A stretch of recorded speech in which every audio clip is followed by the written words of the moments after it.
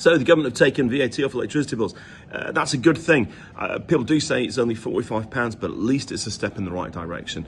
And to be clear, Octopus will be passing on to all customers the day it comes into effect, regardless of tariffs. So even if you're on a fixed tariff, we'll cut the bills by that amount during the fixed tariff, so you get the benefits immediately.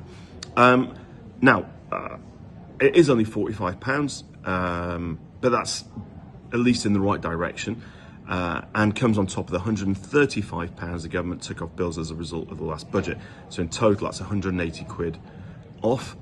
They'll be £180 lower than they would have been otherwise. However, we do have things like the war in Iran that's driven gas prices up, really spiky, and because of our outdated electricity market, that flows through into electricity costs too, which means that despite these cuts, we're still going to see bills a couple of percent higher in October, at about £1,700 a year, which is a lot better than it was during the energy crisis. That was at £2,500, and would have been £5,000 or £6,000 without the government support. But they're still 70% higher than they were before the crises, and we think there are some big measures the government could take to knock another couple of £100 off electricity bills, by taking the levies off electricity bills, the social and environmental levies, which make electricity bills so much higher than they otherwise would be, and also reforming the wholesale market, which today is so inefficient and wasteful. First of all, the way that gas drives our electricity prices, even when so much of our electricity is coming from renewables. Secondly, the wastage when we turn off wind farms on windy days, instead of getting the electricity cheaply or even for free for the homes that can get it. All of those things would bring bills down by around £200 a year.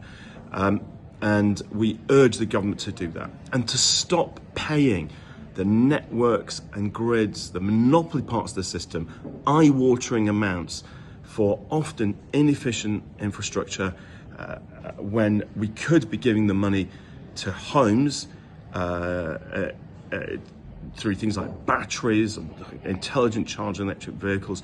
So we don't need so much grid in the first place. We don't need so much network, and we could use the money to slash bills and get more valuable equipment in people's homes, and slash bills for everybody.